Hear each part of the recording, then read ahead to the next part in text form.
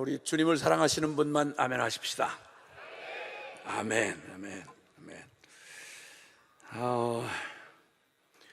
인생 짧은 인생 살면서 죽으라고 애를 썼는데 안 될 일을 그냥 하느라고, 어차피 안 될 일을 하느라고 죽으라고 애를 쓰고 일생을 탕진했다고 그러면 그보다 억울할 일은 없을 거예요.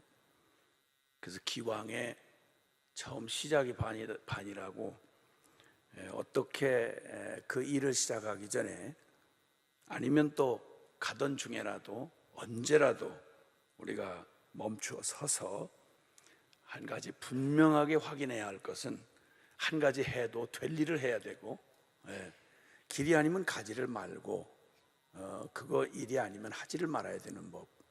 일생을 실컷 살아놓고 진짜 허공을 친 것처럼 억울하고 분하게 일생 탕진하고 또 열매도 맺지 못하고, 이런 것으로 만약 내 인생이 결론이 난다, 이거 아니산만 못한 거죠. 너무너무 억울한 겁니다. 그래서 때로는 우리에게 내 가는 길을, 또 내 하는 일을 이렇게 돌아볼 수 있도록 하게 하는 그런 의미에서라면, 사람이 맞이하는 위기, 내 삶에 뭔가 가다가 턱 부딪혀가지고 이거 아닌데, 어느 벽에 한번 그냥 부딪혀가지고 더 나갈 수가 없고 털썩 주저앉았을 때, 그 상황으로 보면 참 비극인 것 같지만, 사실 어떤 말로, 어떤 의미에서 보면 위기가 기회가 될 수 있는 것은, 그런 때, 너무 잘 나갈 때는요, 이게 끝장날 때까지 돌아볼 겨를이 없습니다. 너무 바쁘면, 너무 잘 되면. 그런데 가다가 뭐가 덜컥 걸리고 뭐가 안 돼서 아이고야 이 위기다, 이거 망하는 거 아니야? 이럴 때가 위기가 기회가 되는 수가 있는데, 그건 바로 그때 얼른, 그때 실패감에 젖어서 털썩 주저앉을 일이 아니라, 그때야말로 나 이거 잘 가고 있나? 나 이거 제대로 하는 거야? 라고 물어야 할 때인 것입니다. 이제 그때 중요하게 그런 위기를 맞이했을 때, 그때 두 가지를 꼭 점검해 보는 게 참 중요합니다. 내 개인의 삶이든 공동체의 사역이든 간에, 특히나 더군다나 아주 거창하고 위대한 하나님 나라의 부흥과 선교 완성, 이런 그 참 온 세계와 열방을 구원한다고 하는 이런 어마어마한 주제를 가지고 이렇게 덤벼든 일에는 특히나 더 그렇습니다. 워낙 그 원대한 그런 비전을 가지고 해야 할 일이 너무 많고, 그리고 또 돌아봐야 될 때가 너무 많다 보면, 그럼 정말 방향 잃기 쉽거든요. 가는 길, 또 하는 일 살펴보아야 할 건데, 그럴 때 두 가지를 점검해 볼 것은, 첫째는 나의 지금 향하고 있는, 내가 향하고 있는 목표는 정확한가? 나는 어떤 목표를 향해 가고 있나? 왜 그렇습니까? 고린도전서 9장 26절에 보면, 내가 다름질을 하되 향방 없이 다름질하지 않는다. 무조건 이겨야 된다, 열심히 해야 된다, 뭔가 얻어내야 된다 하고 열심히 다름질을 했는데, 가만히 있어, 나 지금 어디로 가고 있는 거야? 나 지금 뭐 하고 있는 거지? 방향을 잃어버렸다 그러면, 여러분, 잘못 들어선 방향은 빨리 갔을수록 돌이키기가 어렵습니다. 아차 하고 깜빡하다가 놓쳐버리면, 이 경부선이 이렇게 오래전 그 고속도로가 제일 먼저 생겼잖아요. 그 경부선 고속도로에 그 대전이라는 중간 지점이 있는데, 거기서 그 대전 휴게소가 있어서, 요즘엔 어떤지 모르겠는데 옛날에는 그런 사고가 많이 일어났습니다. 부산 방향과 또 서울 방향, 이건 한번 잘못하면 돌아오는 회차 지점도 하질 않아서, 아차하다가 잘못하면 휴게소에서 막 떠들고 깔깔거리고 웃고 정신없이 이렇게 하다가 가야 된다, 빨리 가야 된다, 이렇게 하고는 출발을 하다가 아주 간발의 차이로 부산 쪽과 서울 쪽이 완전히 간발의 차이로 갈라져 버립니다. 아차하고 떠들고 막 흥미롭게 이러다가 잘못 들어섰다, 서울 가는 사람이 부산 쪽으로 들어섰다거나, 아니면 부산에서 죽으라고 애를 써서 거기까지 올라갔는데 서울로 가야 되는데 그런데 잘못하다가 아차 하는 순간 억 하고 봤는데 부산행이야.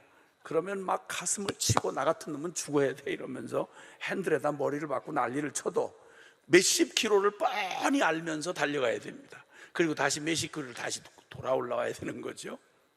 사람 잠깐 목표 잃어버리면 이렇습니다.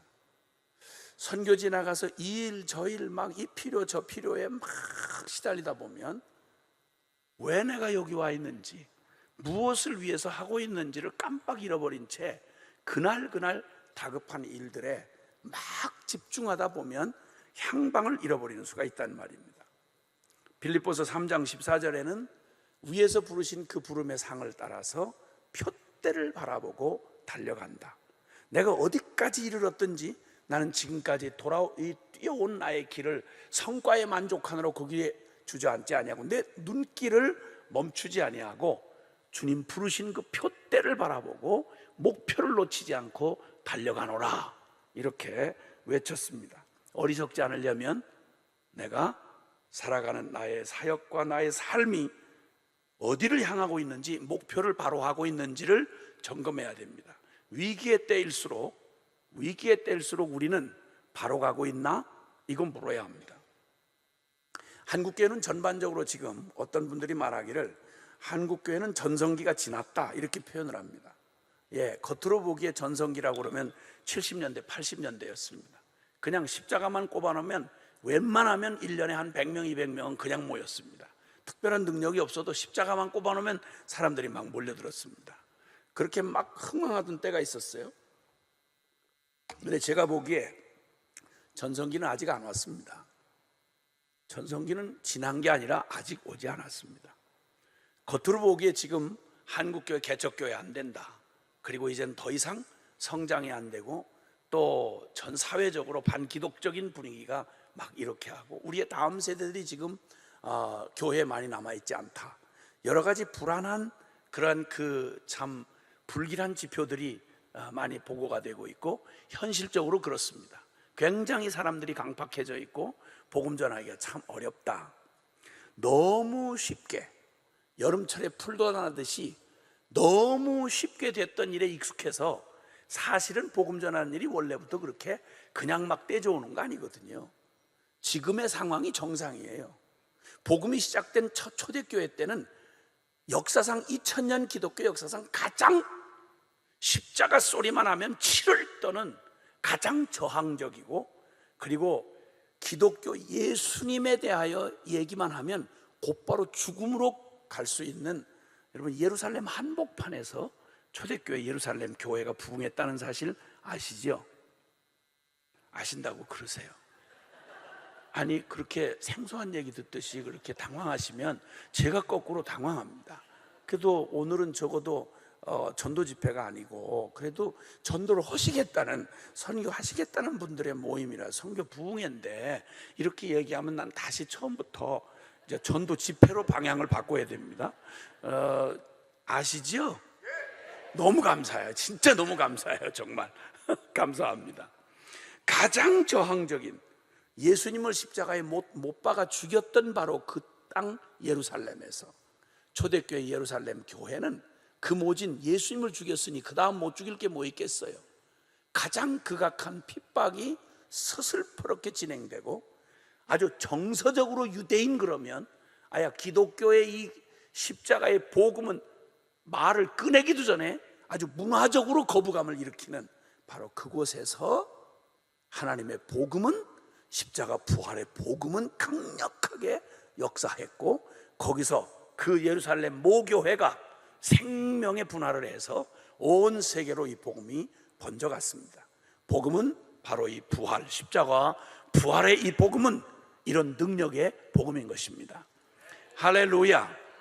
그러므로 상황이 아무리 어렵다고 해도 130년 전 이 조선 땅은, 그 조선 말기의 이 조선 땅은 전 세계에서 가장 이슬람하고 비교가 안 될 만큼, 어디다가 비교할 수 없을 만큼 가장 복음에 대해서 저항적인 땅이었습니다.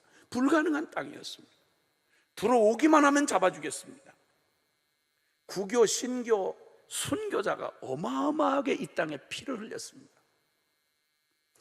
체면과 유교 불교의 전통에 꽉 찌들리고 열강의 틈에 그냥 시달리면서 정말 악바리 같이 살아남았던 이 조선 민족의 마음 심령을 뚫고 들어갈 가능성이 보이질 않았습니다.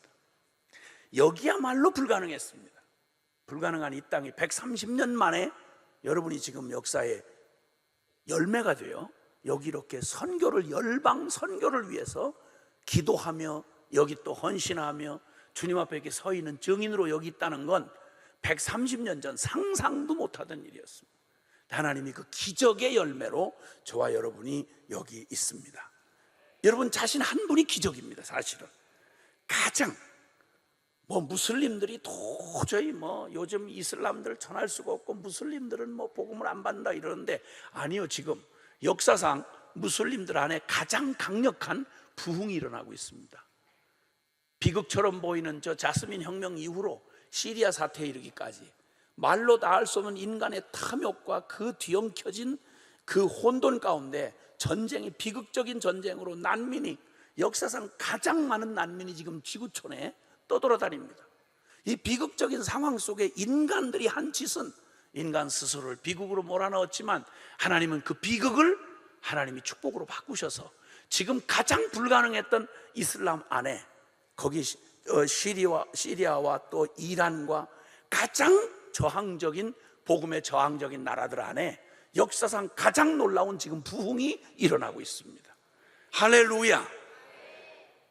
주님의 나라의 부흥을 위해서 기도해 오신 분들 기뻐해 주시기 바랍니다. 하나님이 지금도 강력하게 일하고 계십니다. 주님이 이제 그 놀라운 일을 행하시는 그 주님의 복음의 능력은 영원하셔서 예수 그리스도는 어제나 오늘이나 영원토록 동일하십니다.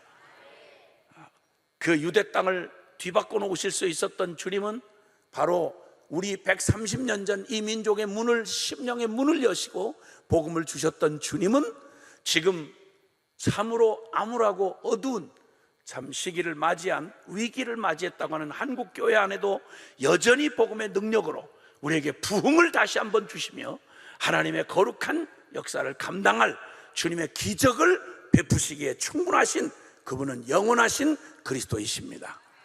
할렐루야.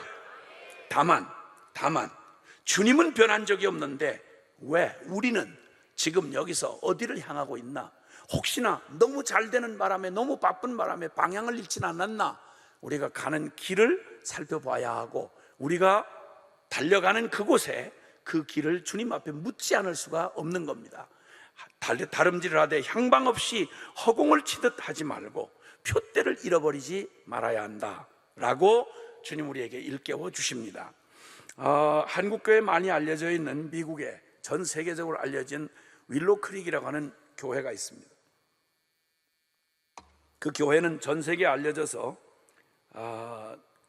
그 교회가 아주 역동적이고 모든 성도들이 구경꾼이 없도록 모두가 참여하는 그런 특별한 교회로서 많이 알려져 있고, 우리도 또 그 한국에도 많이 그 교회를 탐방도 하고 배우기 위해서 애를 썼습니다. 자, 그런데 수년 전에 그들이 가는 길을 일단 좀 멈추진 않았지만 하여튼 일단 좀 살펴보자 해서 자신들이 지금 잘 가고 있나 하는 걸 자가 점검을 시작했습니다. 그래서 각기 교인들을 그 좀 객관적인 그 리서치 기관에다가 그 여론조사 기관에다가 부탁을 해가지고, 그래서 교인들 한 사람 한 사람을 이렇게 그 조사를, 설문조사를 하고 이렇게 해서 그 교회가 지금 어떤 상태에 와 있으며 우린 잘 가고 있는지를 점검했습니다.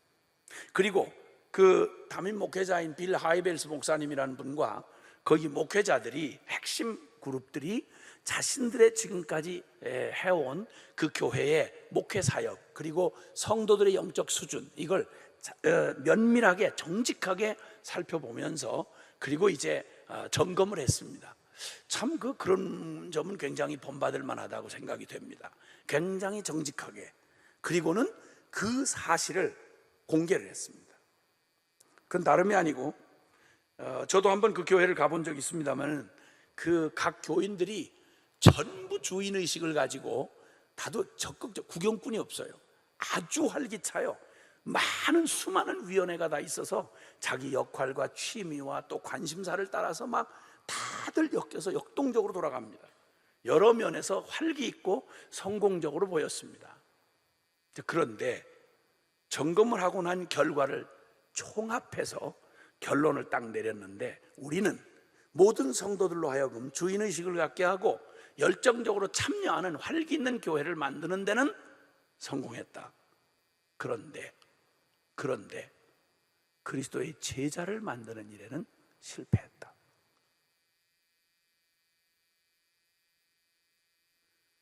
여러분, 교회가 달려가야 할 방향, 교회는 물론 많은 성장도 해야 하고 전도도 해야 되고 수많은 일들을 해야 되죠. 근데 그 향방 없이 이루어지면 큰일 납니다. 주님은 지상대명이라고 말하는 교회에게 남겨주신 가장 위대한 그리고 우선해야 할 최고의 명령을 지상대명이라 그러는데, 주님께서 마태복음 28장 18절부터 20절에 보면 하늘과 땅의 모든 권세, 예수께서 나와 일러 가라사대 하늘과 땅의 모든 권세를 아버지께서 내게 주셨는데, 그러므로 너희는 가서 모든 족속에게 나아가서 아버지와 아들과 성령의 이름으로 세례를 주고, 그리고 내가 너에게 분부한 모든 것을 가르쳐 지키게 하라. 무엇을 삼으려고? 나의 제자를 삼으라. 아멘. 교회는 목표가 아주 명확합니다. 대강 많은 분위기 좋은 교회, 많은 교인들을 많이 모으라 그러지 않으시고 한 사람 한 사람을 그리스도의 제자로 삼으라고 주님 분명히 명령해 주셨습니다. 그러면 교회는 향방 없이 열심히 많은 일을 하는 이게 능사가 아니고, 꽁 잡는 게 매라는 식으로 무엇을 하든지 교인 많이 늘어나고 교회가 힘을 얻고 그리고 대단한 위세를 떨치면 성공한 거 아니냐? 아니요. 교회는 여타한 다른 집단이 아닙니다.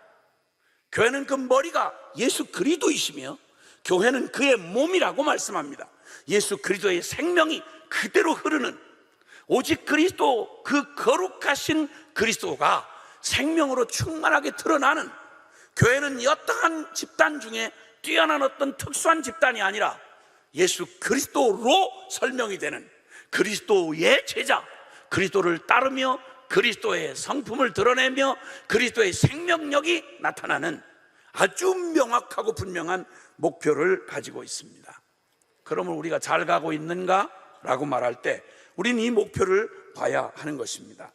자, 먼저 다른 건 다 그만두고요, 교파가 다 다르고 모든 교회가 받은 은사들이, 특색들이 다 다르지만 이 궁극적인 목표와 부르심에서 빗나가면 죄송하지만 그건 솔직히 말하면 그 교회 아닙니다. 교회는 단 하나 분명한, 교회는 특별한 어떤 사람들에 의해서 한 시대에 특별한 어떤 특수한 일을 위해서 만들어진 어떤 집단이 아니라 하나님의 거룩한 부르심을 따라서 예수 그리스도, 살아계신 그리스도가 머리가 되셔서 그의 몸을 이루는 생명의 유기적 존재, 그게 바로 성경이 말하는 살아있는 그리스도의 몸된 교회인 것입니다. 아멘. 자, 그러면 교회가 바라봐야 할, 꿈꿔야 될 우리 목표, 분명한 목표, 주님이 우리를 부르신 그 부름의 목표를 아주 확실한 구절, 몇 구절은 확실히 알고 계시는 게 중요합니다. 그 말은 바로 교회라고 하는 크게 공동체적인 표현만 아니라 그 교회를 이루는 한 사람 한 사람인 저와 여러분의 신앙의 목표이기도 합니다. 자, 먼저 로마서 8장 29절 성경을 지금 오늘은 찾겠습니다. 조금 여유를 가지고 조금 늦게 찾더라도 기다리겠습니다. 로마서 8장 29절입니다. 로마서 8장 29절. 로마서 8장 29절 30절 말씀을 함께 같이 봉독하겠습니다. 시작. 하나님이 미리 아신 자들을 또한 그 아들의 형상을 본받게 하기 위하여 미리 정하셨으니 이는 그로 많은 형제 중에서 맏아들이 되게 하려 하심이니라. 또 미리 정하신 그들을 또한 부르시고 부르신 그들을 또한 의롭다 하시고 의롭다 하신 그들을 또한 영화롭게 하셨느니라. 아멘. 아멘. 이 짧은 두 구절 안에 주님의 그 전 역사를 아우르는 주님의 이 복음의 핵심 진리가 여기 담겨져 있습니다. 주님은 이미 하나님께서 미리 아신 자들, 즉 하나님이 창세전 주님께서 그 마음에 꼭 마음에 잉태하듯이 우리를 당신께서 디자인하시고 마음에 정하시기를, 하나님께서 우리 인간을 만드실 때 하나님의 형상으로 지으실 것을 주님이 미리 아시고, 그리고 디자인하시고 설계하시고, 그리고 그 목표를 분명히 정하셨습니다. 그 아들의 형상을 본받게 하기 위하여. 아멘.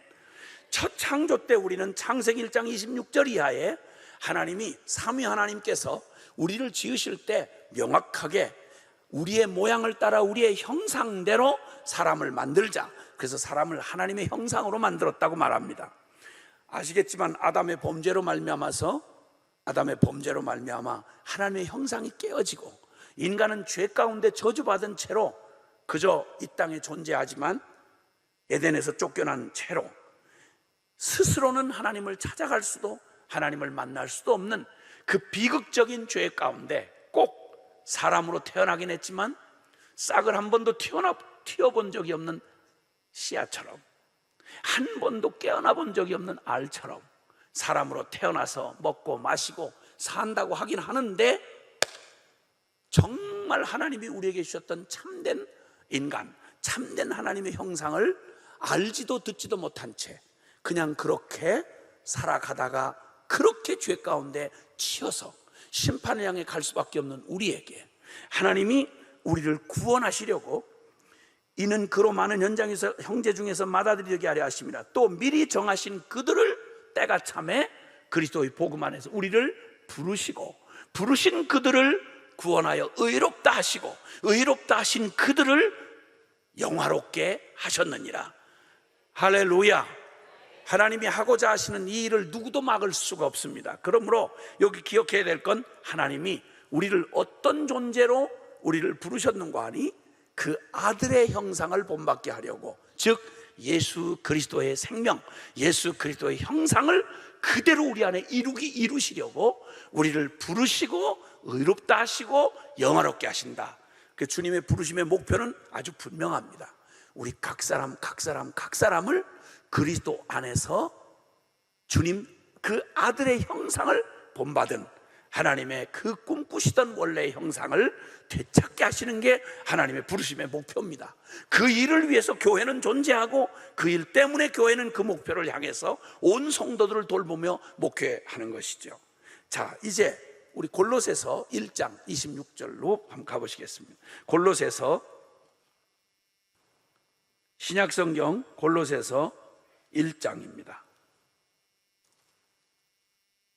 가끔 찾아가시는 주소라 좀 찾기가 쉽지 않으실 수도 있는데, 골로새서, 신약성경 골로새서 1장 우리 26절부터 우리 28절까지 같이 함께 읽겠습니다. 시작. 비밀은 만세와 만대로부터 감추어졌던 것인데 이제는 그의 성도들에게 나타났고, 하나님이 그들로 하여금 이 비밀의 영광이 이방인 가운데 얼마나 풍성한지를 알게 하려 하심이라. 이 비밀은 너희 안에 계신 그리스도 신이 곧 영광의 소망이니라. 우리가 그를 전파하여 각 사람을 권하고 모든 지혜로 각 사람을 가르침은 각 사람을 그리스도 안에서 완전한 자로 세우려 함이니. 아멘. 아멘. 한 분도 예배 없이 각 사람, 성도 한 사람을 그리스도 안에 완전한 자로 세우는 것, 이게 바로 하나님의 영원한 부르심이며 이게 바로 교회의 목표인 것입니다. 할렐루야. 이게 주님의 우리를 향하신 꿈이고 이것이 부르심입니다. 선교는 다른 것 하러 가는 게 아니라 하나님과 원수, 죄로 말미암아 하나님과 원수되었던 저 열방의 영혼들을 그 흑암의 권세에서 건져내어서 하나님의 사랑의 아들의 나라로 옮기는 것. 할렐루야. 예수 그리스도의 이름은 자기 백성을 저희 죄에서 구원할 자, 이게 바로 예수 그리스도의 이름의 뜻입니다. 복음은 요한복음 3장 16절에 하나님이 세상을 이처럼 사랑하사 독생자 예수님을 주셨는데 이는 그를 믿는 자마다 멸망하지 않고 영생을 얻게 하려 하심이니라. 우리를 죄와 저주와 지옥에서 건져내는 것만이 구원이 아니라 하나님이 꿈꾸셨던 그리스도 안에 완전한 자, 하나님의 잃어버렸던 형상을 우리에게 온전히 되찾게 하여서 영원한 하나님의 사랑받는 아들로 우리를 회복하시는 것까지를 말할 때 우리는 온전한 구원이라고 말할 수 있는 것입니다. 이게 주님의 부르심입니다. 이 표대를 결코 낮추거나 이걸 바꿀 수가 없습니다. 왜냐하면 하나님은 그분이 우리를 부르셨고 그분이 우리 교회의 주인이시며 그분의 부름을 받고 보냄을 받은 자가 선교사, 이렇게 말할 때 그는 보냄을 받은 자라는 뜻을 가지고 있는 사도라고 하는 말과 같은 의미로 쓰여지고 있습니다. 주의 종이란 내가 내 멋대로 무언가를 하는 게 아니라 보내주신 그분에 의하여 그분이 하라는 대로 하는 걸 주의 종이라고 말하는 것입니다. 할렐루야. 이 목표를 결코 흔들려서는 아니 되는 것입니다. 그 다음에 또 하나 지혜로운 건, 우리가 가다가 위기를 만났거나 덜컥 어떤 벽 앞에 섰을 때 우리는 목표를 확인해 볼 뿐만 아니라 두 번째는 우리의 터를 확인해야 합니다. 나는 바른 터에 서 있나? 라고 하는 것입니다. 건축을 하려고 하면, 이 웅장한 건물이 세워지려고 하면 겉으로 드러나 있는 아름다운 모습들이 많이 있지만 이 건물의 가장 중요한 부분은 폐일원하고 바로 기초입니다. 이 건물을 지탱해낼 만한 기초가 아니고는 여러분 이건 아무리 아름답고 화려하고 비싸도 여러분 그것처럼 불안할 수 없는 겁니다. 잠깐 한번, 이번에도 한번 지진이 살짝, 우리 잠깐 정신 차리도록 잠깐 이렇게 지진이 살짝 신고하고 지나갔지 않습니까? 이거 그냥 들으실 얘기 아닙니다. 일본에만 지진이 올 거야, 거기만 와야 돼, 여기는 오지 마, 이런다고 지진이 안 오지는 않습니다. 언제든지 지진이 와야 되는데 그 지진 사건으로 갑자기 우리나라 내진 설계에 대한 얘기가 나와가지고 대략 짐작 삼아 확인해 본 결과 70% 이상이 내진 설계가 안 돼 있다는 겁니다. 조금만 강도가 센 지진이 왔다가는 상상도 못할 비극을 맞이할 아주 위험천만한 가운데 있습니다. 성경은 지혜로운 사람과 어리석은 사람을 비유해서 말씀하실 때 예수님이 하신 말씀이죠. 어리석은 사람은 그 기초를 그저 대강 모래 위에 집을, 기초를 놓아서 모래 위에 집을 짓는 자와 같다. 아이 괜찮을 거야, 아이 잘 되겠지, 무슨 일이 있겠어, 빨리 쉽게 얼른 아름답게 이렇게 쌓는 데만 관심이 있어서 이 터를 확인하지 않고 쌓는 데다 열심을 냈다가 만약에 홍수가 오고 지진이 몰아닥치는 순간 그 비참하고 어리석음을 어디에다 말할 수 있겠냐는 거예요. 그래서 어리석은 자 되지 말아라. 아무리 힘이 들어도 절대 간과하지 말아야 될 게 있다. 그 기초를 반석 위에 놓는 사람. 이 어마어마한 건물의 하중을 감당해낼 만한 충분한 튼튼한 터 위에 건축을 해야지, 어떤 이유를 불문하고라도 아니요, 날짜 맞춰야 돼요, 빨리 해야 돼요, 싸게 해야 돼요, 어떤 이유로든 기초를 세우는 일을 다른 목적 때문에 이걸 대강 넘어가는 이런 어처구니 없는 짓은 하지 말아야 된다는 것입니다. 우리의 신앙의 집을 지을 때, 우리가 선교를 할 때, 우리가 하나님의 거룩한 일을 이룰 때 우리는 결코 우리의 긍정의 힘, 적극적 사고방식, 여기에다가 가정 위에다 집을 지면 큰일 납니다. 어리석은 자가 돼서는 안 됩니다. 이 건물이 무엇을 하는데 쓰여질 건물인 줄 안다면 거기에 걸맞는 충분한 기초 위에 세워져야 합니다. 그래서 주님은 말합니다. 내가 이 터 위에, 이 반석 위에 교회를 세우리라. 할렐루야.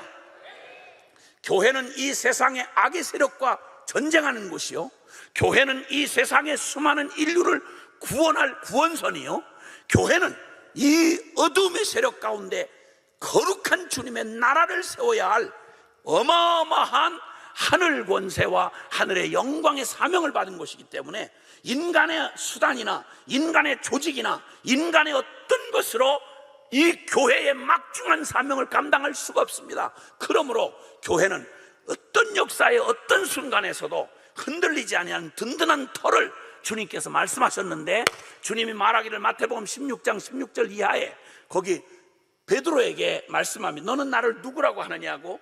그때 주는 그리스도시요 살아계신 하나님의 아들이니이다. 내 이름을 이제는 시몬이라 하지 말고 베드로라 하라. 베드로는 반석이란 뜻입니다. 내가 이 베드로 반석 위에 내 교회를 세울 것이다.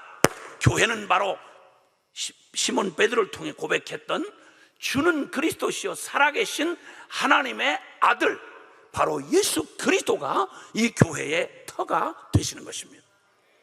주님의 터 위에 서 있지 않는 어떤 교회도 역사상, 교회의 이름을 가지고 어떤 기회를 다 가졌어도 역사상 비참하게 소멸되거나 그리고 그 정체를 드러내고 망했습니다.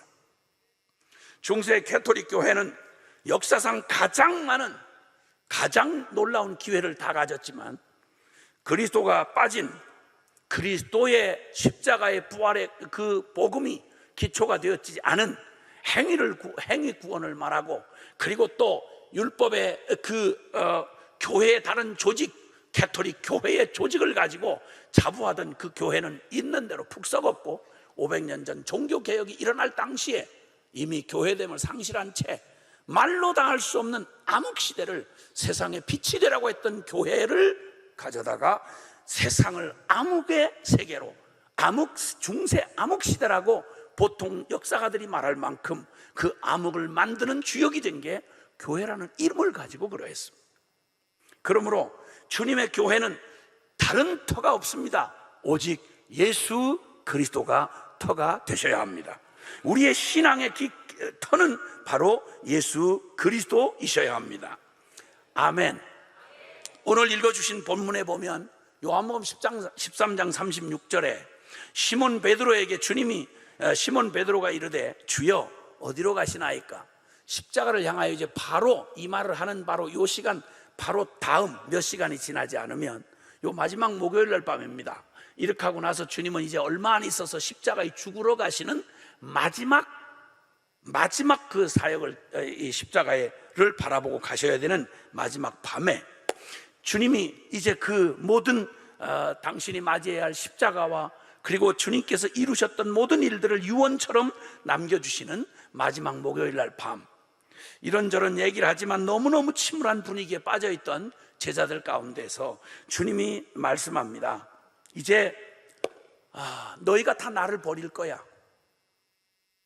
나는 이제 십자가로 죽으러 갈 터인데 너희가 다 나를 버릴 것이고 그 중에 하나는 나를 팔아먹을 거야. 너무도 암담하고 너무도 비참한 얘기를 하시는 거예요. 그리고는 말씀하세요. 그러나 기억해라. 내가 십자가의 죽음으로 나아가지 아니하면 그러면 구원은 이루어질 수가 없고, 나는 이 일을 위해서 왔다. 나는 죽은 후에 사흘 만에 다시 부활할 것이고 너희는 그 영광을 보게 될 것이다. 아무리 어마어마한 얘기를 들려주어도 당장 닥쳐오는 죽음에 대한 두려움을 떨칠 수가 없었습니다. 그때 너희가 다 나를 버리고 나를 부인할 거다 이렇게 얘기를 할 때 베드로가 주여 어디로 가십니까? 저 죽는 데까지 주님 따라가겠습니다 라고 말했더니 주님께서 아주 냉정하게 말씀하십니다. 예수께서 대답하시되 내가 가는 곳에 네가 지금은 따라올 수 없다. 너 지금은 따라올 수 없다. 그러나 후에는 따라오리라. 지금은 할 수 없다. 그러나 후에는 따라오리라. 주님이 이렇게 말씀하셨습니다. 오늘 말씀의 제목처럼 후에는 너희가 할 수 있다. 후에는 따라올 수 있다. 나를 따라올 수 있다 라고 하신 말씀입니다. 말씀한 것처럼 결코 지금은 안 된다, 지금의 너로서는 안 된다 라고 말씀하신 말씀이 있습니다. 여러분, 주님께서 하나님의 거룩한 부름을 주신 교회에게 아주 명확하고 분명하게 주님은 우리에게 해주신 말씀이 있습니다. 주님이 안 된다 그러는 건 실험해 볼 필요가 없습니다. 주님이 안 된다 그러면 얼른 버리고 얼른 돌아서면 됩니다. 근데 고집을 부려요, 자꾸 사람들이. 주님은 실감이 잘 안 나고 항상 내 힘과 내 똑똑함으로 살아왔던, 내가 중심이 돼 살아왔던 보르장머리가 남아서 웬만해가지고 그런 말을 잘 안 듣습니다. 꼭 찍어 먹어봐야 맛을 아는 것처럼 미련한 짓을 끝까지 합니다. 오늘 이 밤에 우리가 한 가지 분명한 결정을 해야 될 필요가 있습니다. 너 지금은 안 돼. 지금은 할 수 없어. 주님이 할 수 없다고 하는 일이 밝혀지거들랑 오늘 그 일은 아무리 내가 애착을 가지고 내가 아무리 공을 들였고 내가 아무리 거기다가 온 모든 걸 투자했다 해도 안 되는 일은 빨리 버릴수록 그건 지혜로운 겁니다. 잘못 들어선 일은 빨리 돌아설수록 그게 지혜로운 것입니다. 한 가지 분명한 결정을 합시다. 주님이 안 된다고 하는 일은 얼른 오늘 이 밤을 넘기기 전에 지금 이 시간 이 자리에서 버립시다. 아멘을 안 하면 그대로 그런 일이, 재수없는 일이 벌어집니다. 그걸 아멘을 아꼈다가 어디다가 쓰시려고 아멘을 연구해서 하십니까? 아니, 이것처럼 분명한 얘기를 다시 한 번만, 주님이 안 된다고 하는 일은 기다릴 것도 없이 오늘 이 밤에 지나기 전에 깨끗이 버리십시다. 아멘.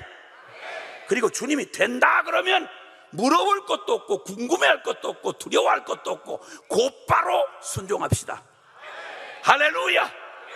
이 단순한 진리만 확실히 붙잡아도 우리 인생을 완전히 반전시키고, 그렇게 울어도 애를 써도 몸부림쳐도 안 되던 실패뿐인 우리의 삶을 주님께서 위기를 기회로 바꾸셔서, 할렐루야, 내 힘으로 하다가 안 된 일 주님이 오늘 밤 우리의 운명을 뒤집어 바꾸셔서 우리로 이제는 되는 인생, 승리하는 믿음, 할렐루야, 주의 영광을 보게 하실 것 믿습니다. 아멘. 자, 그러면 주님이 안 된다고 말한 거, 근데 여전히 우리가 미련을 떨면서 자꾸만 부둥켜 안고 그 자리를 떠나려고 하지 않는 이상한 행태를 벌이는, 그래서 주님의 영광을 볼 수 없는 너무너무 안타까운 일들이 교회 안에 해답을 분명히 가지고 있으면서도 그 해답을 갖지 못한 채, 누리지 못한 채 그렇게 살아가는 안타까운 일, 실패하고 질질거리고 능력 없이, 그저 복음은 어마어마한 복음을 가졌는데 그 복음의 영광과 능력과 축복을 한 번도 경험하지 못한 채 복음을 이고 다니고 지고 다니고 안고 다니고 끌고 다니고 복음을 위해 살아드리라고 거의 죽을 지경이 돼가지고 주님이 사과를 해야 될 정도로, 복음을 주신 주님이 나 미안하다, 야 너 주님보다 얼굴을 더 심각하게 하고 돌아다니고 예수 믿는 건 어려워요, 잘 믿는 건 진짜 어려워요, 이러고 다니는 이 주책바가지들이 교회 안에 얼마나 많은지. 물론 여기 오늘 밤에 오신 분들은 그런 분 없겠죠. 뭐 없을걸? 주님이 오죽했으면 복음, 기쁜 소식이라고 했겠어요? 그 엄청난 복음을 주었는데 이걸 한 번도 누리질 못한 채, 그 어마어마한 예수 이름으로 주신 기도의 권세를 한 번도 기도의 응답을 받아보지 못한 채 죽으라고 예수 믿어드리느라고 그냥 죽을 애를 써가면서 살아가는 사람들, 태평양 한복판에서 목말라 죽은 새우 새끼를 누가 불쌍하다고 그러겠습니까? 정부미 곡식 창고에서 영양실조 걸린 쥐새끼를 누가 불쌍하다 그러겠습니까? 다른 데도 아니고. 근데 더군다나 복음적인 교회 안에서 신앙생활을 수십 년씩 해가면서 복음의 능력도 영광도 축복도 누리지 못하는, 그래서 영양실조 잔뜩 걸린 영혼의 모습처럼 아주 비틀어진 모습으로 능력 없이 간신히 목숨만 간신히 연명해서 있는 듯 없는 듯 그렇게 살아가는 교인들을, 그걸 도대체 어디 가서 위로를 받아야 되겠습니까? 주님, 이제 간단한 지혜로 오늘 밤 주님께서 안 된다 그러시면 얼른 그 자리를 털고 얼른 떠나시기를 바라고, 주님 된다고 하는 길에는 그냥 물을 것도 없이 100% 그냥 뛰어들어서 주님의 영광을 보셔야 되는 것입니다. 자, 그러면 첫 번째 주님이 결코 안 된다라고 말하시는, 너 지금 그래서는 안 된다라고 말씀하신 말씀 한번 보시겠습니다. 요한복음 3장 가보시겠어요? 요한복음 3장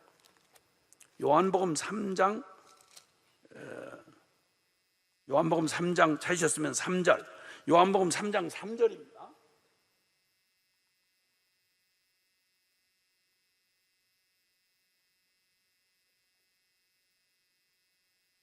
제가 설교를 언제 끝내야 되는지 제가 깜빡 시간을 잊어버려가지고 벌써 지났나 싶어가지고 이제 시작하는데 지났나 싶어서 지금 당황해서 좀 큐시트를 보느라고 지금 잠깐 아직 시간 남아 있습니다. 그러니까 걱정하지 마시고.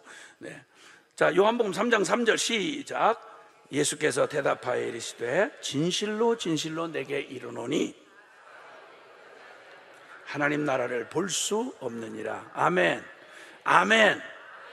지금 이건 누구한테 하신 말씀이냐면 일평생 하나님 나라에 관한 것이라면 누구도 따라갈 수 없을 만큼 정말 일생을 걸어놓고 우리로 말하면 신앙생활에만 오직 매진을 했고, 여기 니고데모라고 하는 사람입니다. 이 니고데모라는 사람은 유대인으로서 아주 정통 모태신앙입니다. 아브라함의 아주 정통 모태신앙인데다가 그는 그 당시에 특별하게 더 율법에 특별한 열심을 가지고 있는 바리새파 지도자였고, 그는 바리새인 중에서도 산헤드린 공회의원이라 해서 그 당시에 가장 높은 원로회의 같은 가장 그 유대인들에게 영향력을 미치는 사람들 중에 여러 그 유대 사회에 지도자 그룹이 있는데 그 중에 가장 사람들이 그래도 영적으로 인정하는 바리새파 지도자로서 산헤드린 공회의원이었습니다. 그러니까 그는 율법의 최고한 선생이었습니다. 그 이름의 뜻대로 그는 탁월한 자, 뛰어난 자였습니다. 누가 봐도 유대인 중에서 가장 하늘나라에 가까운 사람이었습니다. 어렸을 때부터 율법에 흠이 있으면 안 됐습니다. 그는 율법으로 하나님의 말씀을 그 까다로운 유대인의 율법과 계명과 장로들의 유전까지 빈틈없이 지켜내는 그런 온 마음을 다해서 우리로 말하면 죽자사자 믿음 생활한 거죠. 그렇게 애를 썼습니다. 율법을 연구하고 가장 성경의 지식이 뛰어난 사람이었습니다. 자, 신학적으로 가장 뛰어나고, 그리고 혈통적으로 모태신앙 중에 가장 명문 집안이고, 그리고 행위로도, 율법의 행위로도 영적인 위치에 있어서 사람들을 가르치고 그리고 또 영향을 주는 영적 지도자였습니다. 모든 거 다 갖췄습니다. 이 사람보다 더한 사람을 당시의 유대인 중에 찾기는 쉽지 않았습니다. 근데 그 니고데모가 그렇게 애를 쓰는데도 그의 영혼 안에는 목마름이 있는 거예요. 영혼 안에 목마름이 있는 거예요. 그 목마름이 더 그 도전을 받게 된 건 저 나사렛 예수라고 예수님이 나타나셔서 그분이 보여주시는 하늘의 표적들, 그분이 보여주시는 건 일찍이 어떤 종교 지도자도 보여줄 수 없었던 그 거룩함과 영성이 아니고는 결코 나타날 수 없는 하늘의 표적과 기사가 나타나는 거예요. 주님에게. 그것뿐이겠어요?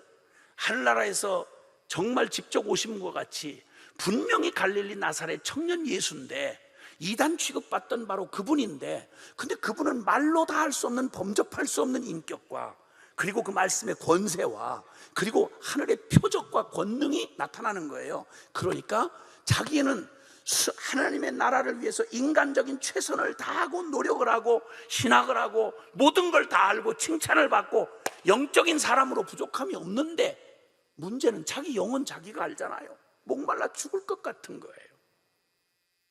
답답한 거예요. 사람 보기에는 완벽할 만큼 율법을 잘 지킨다고 말하지만 하나님 앞에서 자기의 내면을 들여다볼 때는 로마서 7장의 말씀처럼 오호라나는 곤고한 사람이라.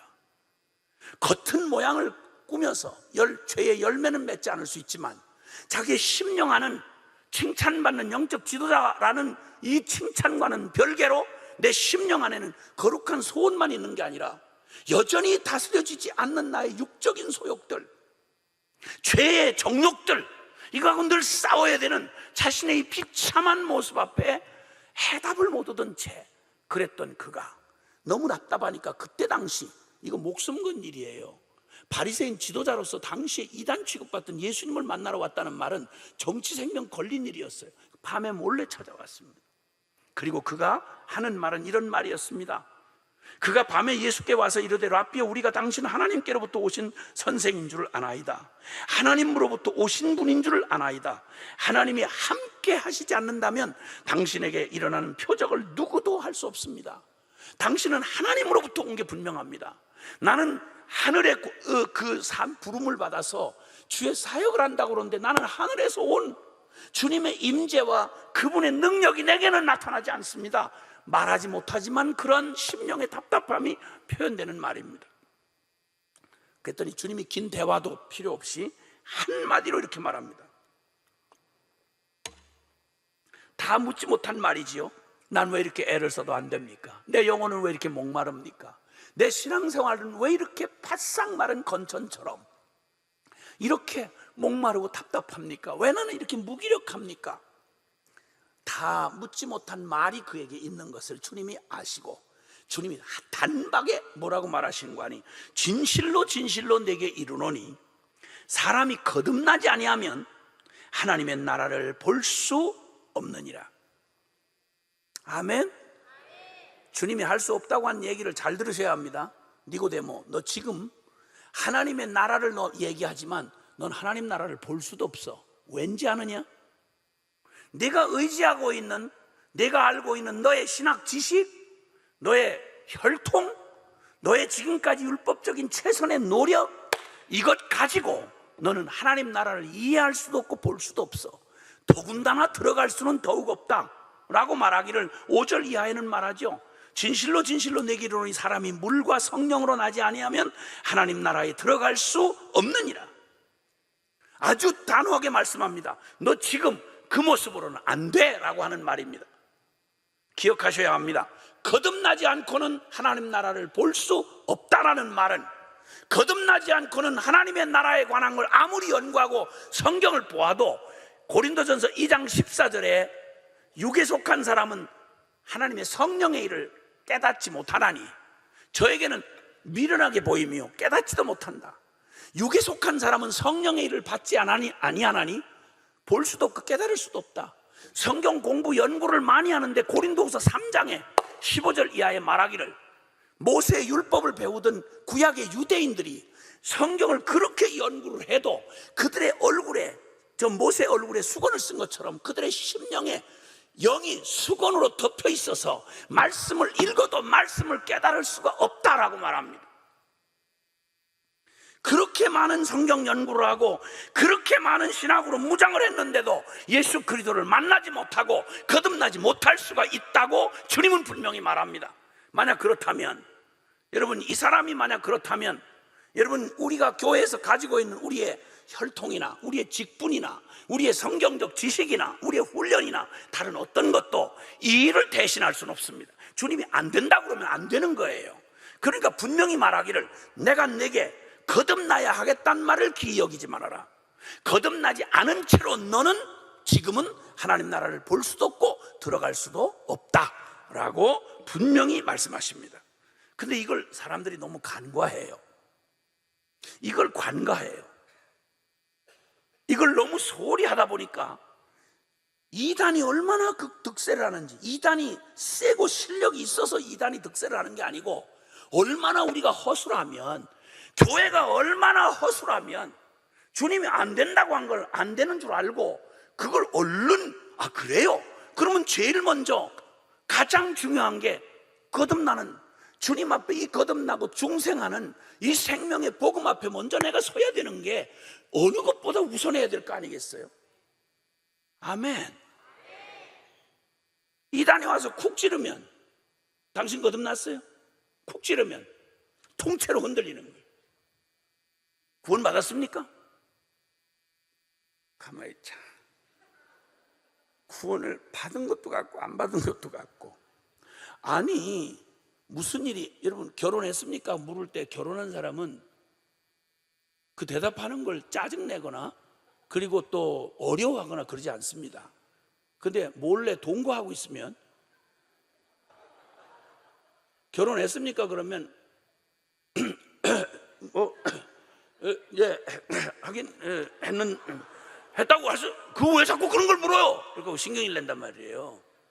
당신 거듭나셨습니까? 그걸 왜 신경질 내요? 얼마나 감사할 일이에요. 당당하게 외치고 싶은 말 아니에요? 아멘. 아니 다른 건 다 몰라도, 그리스도인이 다른 건 다 몰라도 당신 거듭났습니까? 물으면 가장 확실 있게, 가장 즐거이 고백할 말이 그 말 아닙니까? 영원히 죽을 수밖에 없는 하나님 원수되었던 내가, 나 같은 죄인이 예수 그리스도 만나서 세례를 받았단 말이 무슨 말이요? 로마서 6장 3절 4절에 너희가 예수 그리스도의 죽으심과 합하여 세례를 받음으로 그와 함께 장사되었나니. 아멘. 그를, 그 영광의 그 하나님께서 예수 그리스도를 죽은 자 가운데 다시 살리신 이가 우리로 하여금 새 생명 가운데 행하게 하려 함이라. 죄로 저주받아서 울어도 애를 써도 갈고 닦아도 도저히 나를 개선할 수 없었던, 울어도 몸부림쳐도 안 되던 나의 이 기가 막힌 비극적인 운명을 예수님이, 나를, 그런 소망 없는 나를 로마서 6장 6절 7절에 우리가 알거니와 우리 옛사람이 울어도 애를 써도 안 되고 아무리 돌을 닦고 별짓 다 해도 이 존재적 죄인으로 태어나서 도대체 하나님을 따라갈 수도 없고 죄를 미워할 수도 없고 그리고 나를 바꿀 수도 없었던 이 저주받은 죄고 나요 나고 죄였던 이 옛사람을 우리가 알거니와 우리 옛사람이 예수와 함께 십자가에 못 박힌 것은 죄의 몸이 멸하여 다시는 우리가 죄에게 종노릇하지 아니하려 함이니. 7절, 이는 죽은 자가 죄에서 벗어나 의롭다 하심을 얻었음이니라. 아멘.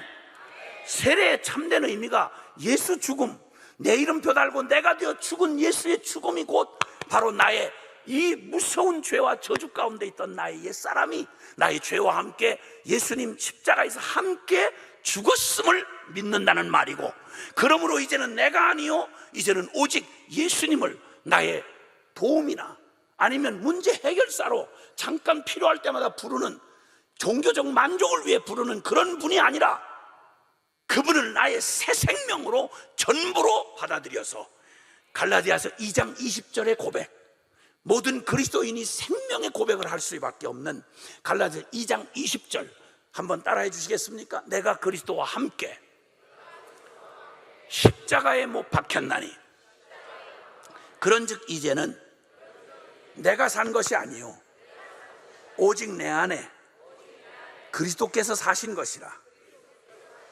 이제 내가 육체 가운데 사는 것은 나를 사랑하사 나를 위하여 자기 자신을 버리신 하나님의 아들을 믿는 믿음 안에서 사는 것이라. 아멘. 내가 아니고 내 안에 예수님 살아가신다는 걸 믿는 믿음으로 살아가는 거, 이걸 신앙생활이라고 그러고, 이걸 거듭난 삶이라고 그러고, 이걸 성도의 삶이라고 말한다 이 말이에요. 아멘. 믿는데 뭘 믿는 거야? 긍정의 힘, 적극적 사고방식? No. 여러분, 닭이 어느 날 장닭이 그 동네에 있는 암탉들을 모아놓고 그냥 자랑을 하고 무용담을 하고 건너편 장닭하고 싸워서 내가 어떻게 이겼는지 막 얘기를 하는데 암탉들이 다 오빠 하고 쳐다보고 막 우러러보고 있는데, 그때 갑자기 감동을 받던 암탉들이 막 여기저기 뿔뿔이 흩어져 가지고 막 갖다 머리를 쳐박고 숨고 난리도 아니야. 가만히 봤더니 저 공중에 독수리가 한 마리가 이 먹음직스러운 장닭을 노리면서 빙빙 돌고 있는 걸 발견한 거예요. 그 암탉들 앞에 완전히 쪽팔린 채로 그냥 마루 밑으로 그냥 숨어 들어가서 비참하게 거기 숨어 들어간 뒤에 살아나긴 살아났는데 너무 비참한 거예요. 저 암탉들한테 쪽팔린 걸 견딜 수가 없는 거예요. 그래서 에이 죽어버릴까 이러다가 죽는 가고는 뭐는 못하겠어. 그리고는 독수리가 되기로 마음의 결정을 합니다. 긍정의 적극적 사고방식으로 일단 부리를 갈기 시작했습니다. 부리가 일단 날카로워요. 발톱을 갈고, 그리고 무엇보다도 일단은 제일 부담스러운 게 이 가슴살 아닙니까? 닭은. 그래서 다이어트를 해가지고 가슴살을 줄이고 날개 힘을 있는 대로 팍 죽으라고 하늘이 노랗도록 연습을 해가지고 여러 날 정말 피를 말리는 연습을 한 다음에 드디어 3층 그 저기로 올라가가지고 거기서 드디어 독수리가 이제는 나는 되리라 그리고 날랐어요. 동서고금을 막론하고 그 닭보다 더 멀리 날아간 닭은 없어요. 3km를 날아가서 이제 처박히고 떨어졌는데 독수리가 됐습니까? 흉악한 장닭이지 그건 독수리가 아닙니다. 거듭나지 않고는 죽었다 깨나도 죄인이 아무리 교양을 쌓고 개선된 죄인을 만들어서 별짓을 다 해도 평생 율법에 버무려서 살다가 죽어도 천하의 가장 명문 기독교 집안에 대를 물리고 태어났어도 미안하고 죄송한 말이지만 거듭나지 않고는 절대로 하나님 나라 볼 수도 없고 들어갈 수도 없다라고 주님이 분명히 말씀하셨습니다. 아멘이십니까? 니고데모가 하신 이 말씀은 동일하게 누가복음 18장에 정말 최선을 다해 산 사람 중에 또 한 사람, 부자 관원이라고 하는 청년이 나타납니다. 예수님에게 나타났어요. 이 사람 너무너무 목마름이 있어, 영적인 목마름이 있어서 내가 어떻게 영생에 확신 얻겠습니까? 요즘 말로 말하면 어떻게 구원에 확신 얻겠습니까? 이 말입니다. 근데 그 사람 어렸을 때부터 율법을 어긴 적이 없다고 얘기했습니다. 부자요, 청년이요, 그리고 관직에 있는 사람이었습니다. 정통 유대인이고요. 모태신앙에다가 부족할 것 없는 열정으로 살아온 사람인데, 그런데 마음에 이 영혼에 이 구원에 확신이 없는 거예요. 하나님 만날 자신이 없는 거예요. 그때 예수님의 소문을 듣고 그는 당당하게 대낮 벌건 시간에 사람들이 많은데 찾아왔습니다. 주님 앞에서 제가 무엇을 더 해야 영생을 얻겠냐고 그랬어요. 지금까지 그렇게 많은 유혹이 있고 돈 있고 다 권력 있고 젊은데 저 정말 있는 최선을 다해 살아왔습니다. 어떻게 해야 내가 도대체 제대로 된 하나님 앞에서 정말 떳떳한 영적인 삶을 살고 이 영적인 목마름을 해결할 수 있겠습니까? 라고 물었습니다. 이 이상 어떻게 더 하겠냐고. 어렸을 때부터 율법을 어긴 적이 없는데. 사랑하는 여러분, 주님께서 그때 너는 오히려 뭘 더 해야 되는 게 아니라 한 가지 오히려 부족한 게 있다. 그 말은 99% 했는데 1%는 모자라다 이 말이 아니고 너 잘못된 기초 위에 서 있다 이 말이에요. 그리고 주님이 그가 잘못 서 있는 기초를 정확하게 짚어주셨어요. 너는 영생을 얻고자 네가 모든 네 인간적 최선을 다했다고 말하는데 너는 치명적으로 잘못된 터 위에 서 있다. 주님께서 말씀합니다. 네가 정녕 영생 얻기를 원하느냐? 그렇다면 내게 있는 재산을 다 팔아 가난한 자들에게 나눠주고 넌 날 따르라. 이렇게 말씀하셨어요. 이 말은 쉽게 말하면 이런 겁니다. 너 영생을 진지하게 구하는 열정, 그 분명히 진심인 줄 내가 믿는다. 그러나 너에게는 그것만 진심이 아니야. 너에게는 또 다른 진심이 있어. 근데 그 두 진심 중에 하나는 전심이야. 근데 너에게 영생은 전심이 아니야. 그렇게 해서 만날 수 있는 영생은 없어. 주님이 이 의미를 딱 한 문장으로 정확하게 드러내 주셨어요. 너 돈이냐 영생이냐 이 말이에요. 돈이냐 영생이냐 이 말이에요. 여러분, 사람들이 주님의 이 십자가의 복음 앞에서 자신의 이 거듭난 이 어마어마한 영원한 운명을 결정짓는 예수님을 영접하고 그 구원의 복음에 나서는 일에 한 번도 중심과 전부를 걸어서 목숨 걸어서 복음 앞에 서보질 않는 거예요. 그래서 대강 그냥 나 예수 믿다가 이렇게 살다 안 되겠습니다. 술 담배 끊고 좀 한번 교회 절간 다니는 것보다는 교회 나오는 게 좋겠습니다. 여러분, 이렇게 해서 취사 선택해가지고 종교 하나 바꾸는 게 예수 믿는 거 아닙니다. 여러분, 표현 그대로 지옥에서 천국으로 옮기는 겁니다. 아멘. 하나님과 영원한 원수가 되어 주님의 그 두려운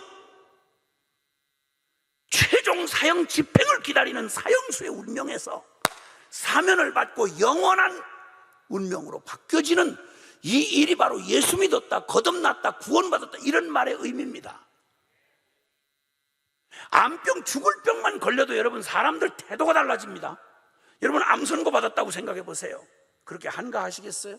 바빠요. 저 시간이 잘 안 나서 나중에 한번 생각해 볼게요. 한 번도 일생에 암병 걸린, 암 다 걸려봤자, 다 해봤자 어차피 죽을 거 죽는 거밖에 더 있어요? 육신밖에 못 죽여요, 암은.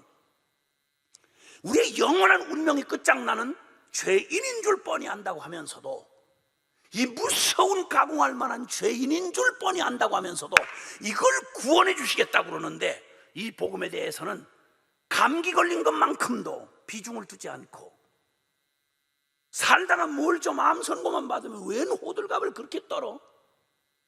하나님의 영원한 심판 앞에 섰다는데 천국과 지옥이 농담이면 몰라도, 거룩하신 하나님, 여러분 성경의 복음의 가장 핵심적인 내용들, 어마어마한 얘기들이죠. 자, 우리의 일생에 맞이할 가장 중요한 일이 죽음 문제예요.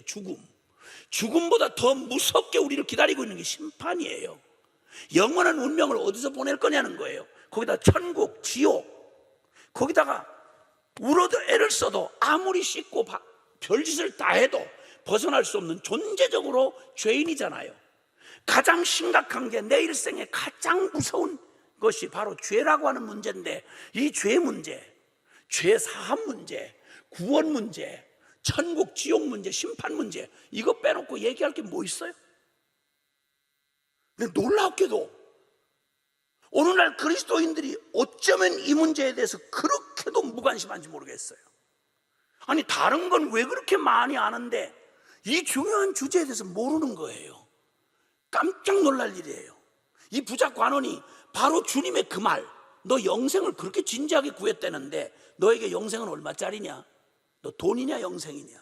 이랬더니 세상에 그렇게 어려서부터 열정을 가지고 살아왔던 그가 예수님 앞에서 얼굴이 하얗게 질린 채로 땀을 바작바작 흘리면서 결국은 고민하다가 영생 쪽으로 엎어지질 않고 돈 쪽으로, 돈이 심히 많으므로 그가 근심하며 영생을 눈앞에 두고 돌아서서 돈 쪽을 향해서 근심하며 가더라.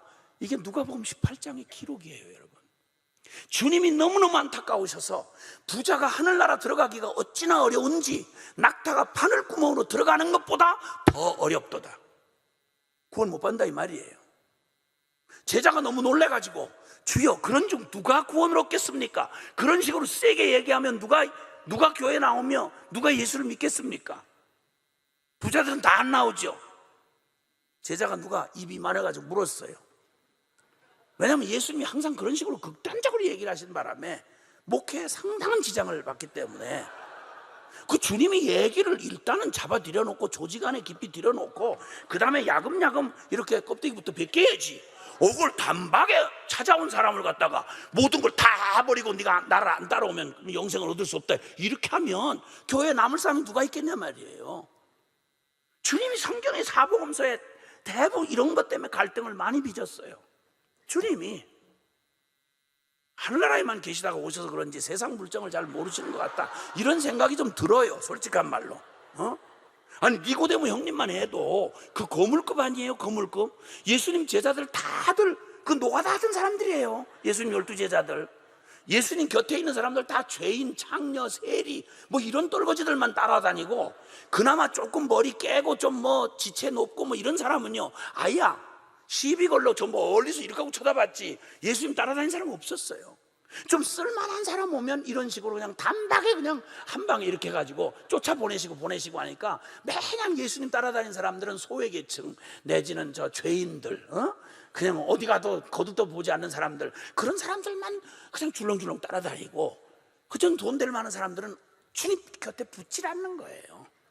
아니, 니고데모도 단박에 예수님 이렇게 인정해서 고위직에 있는 사람이 인정해주면, 그러면 얼른 덕담을 좀 나누시고 그 다음에 조용히 얘기를 한다면 야금야금 얘기하시다가 마지막에 거듭나야 된다 이래야지. 당장 예수님을 칭찬하고 인정해드린다 한 방에 그냥 맞박을 치듯이, 내가 진실로 내게 이르노니 너 거듭나지 않고는 하나님 나라 들어도 못 간다 이래가지고 3장의 내용을 보면요, 그냥 분위기가 굉장히 험악해졌어요. 좋은 뜻으로 왔다가 니고데모가 4절에 당장 너 거듭나야 된다 이러니까, 나이가 50이 넘은 사람한테 주님이 그러시니까 니고데모가 입이 이만큼 나와가지고 4절에 사람이 그럼 나같이 늙으면 어머니 뱃속에 들어갔다 나옵니까? 뭐 이렇게 된 거예요, 얘기가. 그래서 분위기가 아주 험해졌어요, 아주. 그래서 3장에 예수님이 영접하고 돌아갔다는 얘기가 없어요. 분명히 영접할 만한 분이었거든요. 근데 주님이 그걸 그런 식으로 하는 바람에 그냥 이렇게 그래가지고 가지나 예수님을 미워하는데 그런 식으로 그냥 갔다가 막 이러는 바람에 그래 십자가에 돌아가셨잖아요. 그래서 그럴 줄 알았어. 아니 세상이 그게 그렇게 만만한 세상이에요? 제가 지금 농담하는 줄 아십니까? 성경에 있는 얘기예요. 기억나세요? 안식일 12만 붙으면 주님이 좀 잘 좀 대접해서 이렇게 보내시면 될 텐데 주님이 그래서 그래 안식일이 사람을 위해 있느냐 사람이 안식일을 위해 있느냐 뭐 이러면서 또 이러시는 바람에 거의 12 수준으로 이렇게 나눠져 가지고 그 얘기가 진지하게 돼야지 그냥 핵심을 콕콕 찔러 가지고 그냥 대바닥 이러시는 바람에 자존심 센 사람은 남을 수가 없었어요. 주님이 한 번도 초점을 놓친 적이 없어요. 인기가 이만큼 올라가서 모든 사람이 임금 삼겠다고 따라오려고 할 때 주님 그 사람들 다 떨궈내셨어요. 너희가 나를 찾는 까닭은 너희가 기적 표적을 보고 내가 필요해서 예수님이 필요해서 너희가 찾아온 게 아니고 넌 나를 원해서 온 게 아니라 내 손에서 떨어지는 기적 보따리 축복 보따리 너 그거 원해서 나를 찾아왔구나. 썩을 양식 위하여 일하지 말고 썩지 아니할 양식을 위하여 하라. 여러분 이러고 나니까 사람들 싹 떨어져 나갔어요. 왜 이러셨을까요? 주님 몰라서 그랬나요? 아니요 여러분. 하나님의 이 거룩한 나라의 구원은 절대 그렇게 받을 수가 없는 일이었습니다. 안타까운 건 30년이 넘도록 이렇게 교회를 다니면서 복음을 전하다 보니까 사람들이 정말 참 이 가장 원초적이고 가장 분명한 이 복음을 어떻게 이렇게 허술하게 그러고 있는지 모르겠어요. 근데 분명히 복음을 제대로 전해주면 분명히 인생이 뒤집어져요. 분명히 변화돼요. 아멘? 물론 모든 사람이 그런다는 건 아니죠. 왜냐하면 모두가 다 복음에 다 반응을 하는 건 아니니까. 그러나 분명히 반응하도록 주님이 부르신 자들은 그 복음을 전하면 반드시 주님 고린도전서 1장 22절 이하에도 말해요. 유대인은 인간의 본성상 복음, 십자가의 복음을 원래 본성적으로 못 받아들여요. 유대인은 표적을 구하고 이방인, 헬라 이방인은 지식을 구하나 우리는 십자가에 못 박힌 그리스도만을 전하니 유대인에게는 거리끼는 거요 이방인에게는 미련한 것이로되 그러나 부르심을 입은 자들에게는 유대인이나 이방인이나 십자가의 그리스도는 하나님의 능력이요 하나님의 지혜니라. 할렐루야. 사람들은 영적 존재예요. 겉으로는 막 거부하고 이러는 것 같아도 그 영혼 안에는 진짜 목마르게 이 십자가 부활의 이 은혜의 복음을 그렇게도 갈망하고 있어요. 근데 괜히 뒤에 자신이 없어가지고 그 얘기를 전해주질 않으니까 실컷 교회를 다니면서도 다들 자기는 저절로 이렇게 된 것처럼 이렇게 착각을 하고 있단 말입니다. 제가 한 교회 가서 죄송합니다. 한 교회 꽤 역사가 좀 오래된 교회 가서 그 한 40주년 기념 성회를 해달라고 해서 섬길 기회를 가서 말씀을 전하러 갔는데 말씀 잘 전하고 2박 3일 말씀이 끝났어요. 끝나고 제가 마지막 저녁 집회를 끝나고 이제 인사를 하고 오려고 당회장 그 목사님 계시는 당회장 목사님 그 당회실에 갔는데 목사님 여기 앉아 계시고 저는 막 숨을 헐떡이면서 옷이 잔뜩 젖은 채로 거기 이제 이렇게 앉아서 빨리 인사하고 난 이제 나오려고 그러고 왜냐면 내일부터 또 일정이 있으니까 거기에 8분의 장로님들 중에 수석 장로님이 제 앞에 앉아 계셨고 그런데 이제 인사를 하려고 하는데 그 중에 가장 젊고 목사님이 가장 신뢰하시는 장로님 한 분이 헐레벌떡 쫓아 들어왔습니다. 쫓아 들어와가지고 당장 들어왔는데 그 표정을 어떻게 제가 표현할 수가 없어요. 그 황망하고 그 충격을 받은 얼굴, 그냥 어떻게 표정을 어떻게 관리할 줄 모른 채로 그 충격받은 모습으로 이렇게 들어섰어요. 들어서더니 앞에 계시는 목사님한테 대바닥 다 옆에 있는데 사람이 있는데 목사님한테 목사님 저 술, 담배도 정리 못한 주초 문제를 해결하지 못한 장로인 줄 알면서 장로 시킨 거 목사님이 시키셨죠? 시비를 걸듯이 당장 아니 집회 잘 끝내고 은혜스럽게 마무리하고 인사하고 분위기 좋게 이미지 남기고 돌아와야 되는데 이 장로님이 누구 깽판을 부리지 와가지고는 당장 그러는 거야. 나 얼마나 충격받. 이게 무슨 얘기야? 왜 이러나? 나 큰일 났네 이러는데, 그러시더니 그 서서 앉지도 않은 채로 잠깐 들려준 얘기가 무슨 얘기인지 알겠는 거예요.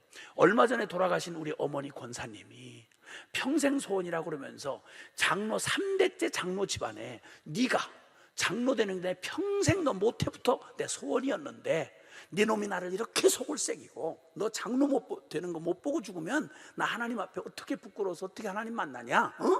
이렇게 해서 어머니가 그렇게 닥달을 하시고, 또 목사님도 내가 믿음이 안 생겨서 나 못하겠다는데 어떻게 내가 믿어지지 않는 하나님을 내가 어떻게 그걸 장로까지 될 수가 있겠냐고, 못한다고.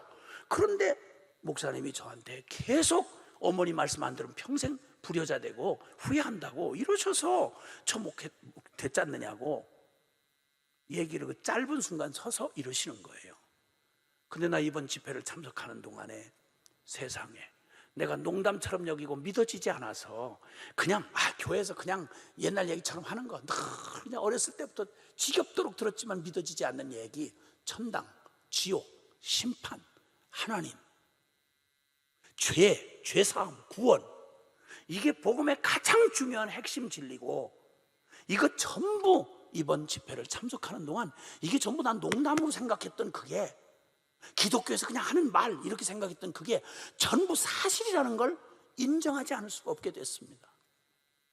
그런데 그 모든 걸 인정하고 나 보니 그 중에 어떤 것도 죄사함도 구원도 천국도 지옥도 하나님도 아무것도 준비가 안 된 채로 그 중에 어떤 것도 내게 실제가 된 게 없다는 사실을 나 이번에 깨달았습니다.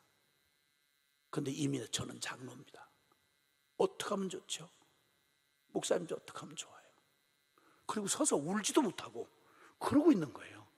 그러니까 그냥 다 나머지 세 사람이 다 죽일 놈이 돼가지고 나는 점점 집회를 잘못했나 그래가지고 고개가, 목사님은 또 사실인가 봐 그게.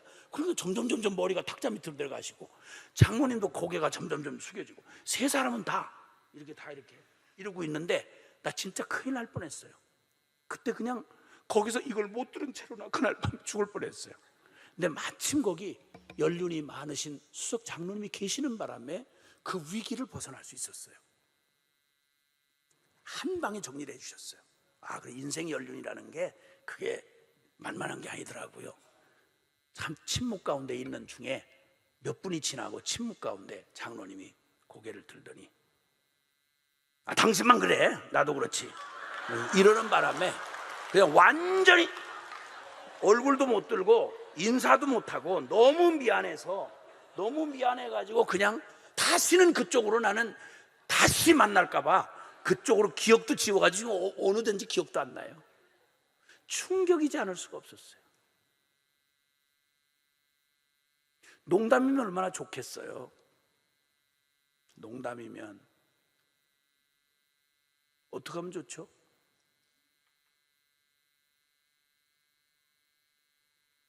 주님 분명히 말씀하세요. 너로서는 지금 너로서는 안 돼. 그러나 후회는 할 수 있어. 어떻게? 거듭나야 하는 거예요. 아멘. 십자가의 복음은, 그래서 그리스도인이 됐다는 말은 공적으로, 여러분 우리는 지금 정말 이 평안한 시대에 세례를 받으니까 너무 쉽게 세례를 그냥 받아요. 남의 대답하듯이. 우스갯말로 옛날에 부흥사 어른들이 우스갯말로 그냥 믿음이 안 생기는 남편을 그냥 그렇게 끌고 다니는 마누라가 어렵게 그 데리고 다니다가 세례는 받게 해야 되겠는데 이놈의 남편이 믿음이 안 생기니까 그냥 그래도 어렵게 이렇게 해서 목사님한테 얘기해서 세례 받도록 해서 세례 공부 좀 문답 몇 주 받고, 그리고는 그냥 그 세례 받는 날이 왔는데 세례 문답을 하는 날에 그냥 그렇게 얘기를 했대요. 마누라가, 여보, 당신 이번에 또 미끄러지면 난 창피해서 난 교회 못 다녀. 똑바로 가서 대답해. 여기 있는 대답대로 똑바로 하는데 제일 중요한 건 다른 게 아니야. 예수님이 누구 죄를 위해서 돌아가셨냐고 그러고 달랑 내 죄 때문입니다. 내 죄 때문입니다. 이렇게 분명히 얘기해야 돼. 알았어? 알았어. 그러고 가가지고 드디어 그 핵심적인 질문 앞에 섰을 때 그 남편이 우리 마누라 죄 때문에 돌아가셨습니다. 왜냐하면 마누라가 분명히 얘기했거든. 그리고 자기도 심정적으로 그 마누라야말로 진짜 나를 그렇게 괴롭히는 저 마누라야말로 죄인이다, 이런 확신이 있었기 때문에 주저없이 대답을 했다는 거예요. 옛날 부흥사들이 그런 얘기 예화를 해주셨어요. 나 싫어해요, 그런 말. 이 코미디 같은 얘기가 없어야 될 텐데, 이 어마어마한 십자가, 이 부활의 이 복음 말입니다. 초대교회는 성경도 없었어요. 완성된 성경이 없었어요. 여러분, 예배당 있었냐고요? 없었어요. 교단 있었냐고요? 없었어요. 신학교 없었어요. 아무것도 없었어요. 단지 하나, 오순절 성령 강림한 때 여러분, 그 성령께서 그들에게 가르치는 다른 거 없었어요. 십자가 부활의 예수 그리스도, 우리 죄를 위하여 죽으시고 내 생명, 새 생명 되어주시려고 부활하신 예수 그리스도 믿는 이 믿음밖에 없었어요. 근데 그 믿음이 세상을 뒤집어 놓았다고요. 그 믿음이 300년이 넘는 모진 핍박을 이겨내고 그 세계 대제국인 로마를 무릎 꿇렸단 말이에요. 그 복음 말입니다. 십자가 부활의 그 복음 말입니다. 남의 죄가 아니라 내 죄 때문에 예수님 내 이름표 달고 내가 되어 죽을 때, 그게 바로 이 불쌍하고 가련했던 나, 설명 필요 없는 이 비참한 나, 이 나가 예수님 내 이름표 달고 내가 되어 죽을 때 성경은 선언해요. 거기 예수님이 우리의 옛사람과 함께 십자가에 못 박히셨다고요. 내가 받는 심판을 주님이 내 이름으로, 내 자격으로 하나님 아버지 앞에 심판을 받는 바람에 죄의 빚을 다 갚아주셨다고요. 여러분, 이 사실을 정말 직면해 보면 소망 없는 죄인인 줄을 그냥 농담 삼아서가 아니라 이 말씀을 읽어보세요. 정직하게 내 영혼의 모습을, 나 지금 어떤 사람이지? 내 지금 어디에 와 있지? 난 지금 어디로 가고 있어? 남의 얘기로 듣지 말고 성경 좀 세상에 누구를 위한 것도 아니고 나를 위한 복음인데, 죄인이란 말이 그냥 농담 삼아 나온 말 아니잖아요. 건강검진만 받아도, 당뇨 여러분 그거 점수만 받아도 여러분 그 일에 대해서 전문가 되지 않으세요? 교회를 다니면서 수십 년을 다니면서 느느니 자존심만 늘고 그냥 온통 그냥 집안, 믿는 집안 허황한 자랑만 잔뜩 삼아가지고 교회 문화만 익숙하고, 아니 도대체 몇십 년을 예수를 믿었는데 다른 건 다 몰라도 죄가 뭐며 내가 어떻게 소망 없는 죄인인지, 그래서 그냥 암 선고만 받아도 털썩 주저앉게 되는데, 죄인한 선고를 딱 받고 나면 하나님, 거룩하신 하나님 앞에서 내 마음에 사형 선고가 일어나요. 난 소망 없구나, 난 끝장났구나, 난 지옥 가게 딱 맞구나. 연구할 것도 없고 여러분이 증인이잖아요.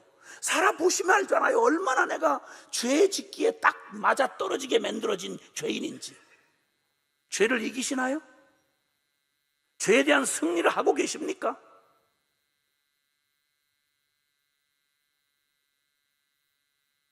성도라는 말이 무슨 말이에요? 예수님 우리를 어디서 건지셨다고 그래요? 죄 가운데 건지셨고, 성령님, 거룩하신 성령님이 내 안에 계시면서 우리에게 무슨 일을 이루세요? 진리 가운데를 행하게 하시고 죄를 이기게 하시는 거 아니겠어요? 아멘. 그 믿음을 써서 승리를 하도록 가장 중요한 주제가, 이 죄악된 세상 한복판에 죄장아찌로 태어나서 죄 가운데 살다가 죄 중에 죽을 수밖에 없는 우리에게 이 놀라운 죄와 사망의 권세에서 우리를 건져내시고 예수 그리스도를 따르는 거룩한 주의 제자요, 주의 거룩한 하나님의 백성으로 이 땅에 있으나 이 땅에 속하지 아니한 자로 살아가는 게 성도의 삶 아니겠어요? 교회의 능력이 뭐예요? 재정입니까? 조직입니까? 거룩함 아니겠어요? 요한계시록은 마지막 시대를 음녀 바벨론의 시대라고 말합니다. 그 한복판에 있는 교회를 거룩한 신부된 교회라고 말합니다. 신부는 신랑이 정해진 사람이에요. 이놈 저놈 찾아다니면서 마음 내키는 대로 오늘은 이놈하고 내일은 저놈하고 이렇게 사는 게 아니고, 이중생활하는 게 아니고 신부는 오직 한 신랑을 향하여 순결을 지키는, 그게 신부예요. 마지막 시대의 교회의 특징이, 계시록에서 말하는 교회의 특징은 순결이에요. 순결. 할렐루야. 이 능력은 우리에게서는 불가능해요. 우리 힘으로는 안 돼요. 왜냐하면 존재적으로 죄인이니까. 그래서 십자가에서 우리의 울어도 애를 써도 안 되는 나의 옛사람을 예수님께서 끝장을 내시고 예수와 함께 죽었고, 이제는 내가 아니요 내 힘으로 사는 내가 아니요 오직 내 안에 그리스도가 사시는 이 놀랍고 신비한 주님의 십자가 부활로 이뤄놓으신 이 진리를, 예수와 함께 죽고 이제는 내 안에 주님이 사신다고 하는 이 엄연히 이루어진 진리를 내가 온전히 믿음으로 받아서 이젠 오직 내 안에 그리스도가 사시는 그 주님으로 인하여 살아가는 거듭난 삶, 그리고 거룩한 삶을, 성령을 따라 사는 삶을 우리에게 허락해 주셨다 이 말입니다. 아멘. 너 거듭나야 되리라고 말씀합니다. 거듭나지 않은 채로, 여러분 마태복음 7장 21절 이하에 보면 나더러 주여 주여 하는 자가 다 천국에 들어갈 것이 아니요 하늘에 계신 하나님의 뜻대로 행하는 자라야 들어가리니. 22절, 그때 많은 사람이 예수님더러 주여 주여, 우리가 주의 이름으로 귀신을 쫓아내고 주의 이름으로 많은 권능을 행했고 주의 이름으로 선지자 노릇하지 않았습니까? 하리니. 23절, 이 불법을 행한 자야, 이 불법을 행한 자야, 나는 너를 도무지 알지 못하니 너 떠나 가라. 구원하고 전혀 상관없이 주의 이름으로 귀신도 쫓아내고 능력도 행하고 선지자 노릇도 할 수 있다고 가슴 섬뜩한 얘기를 주님께서 분명히 말씀하셨어요. 나무는 열매를 보아한다고요. 누가 주인이 되어 살아가는지 금방 알 수 있다고요.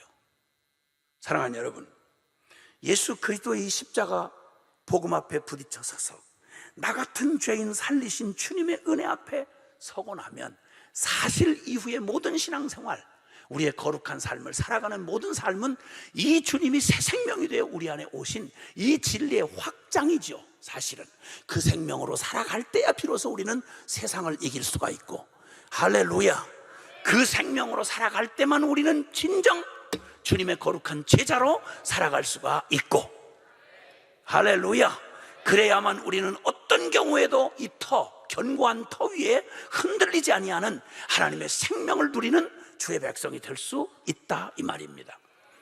아멘. 짧은 시간이지만 주님께서 주시는 은혜를 따라 주님 앞에 예수님 만나고 이 복음을 전하면 놀라웠게도요, 이 어렵다고 하는 이 시대에도 동일하게 이 무식하고 누가 이거 듣겠나 싶은데도 이 십자가 부활의 이 복음을 전하면, 그러면 사람들이 뒤집어지는 거예요.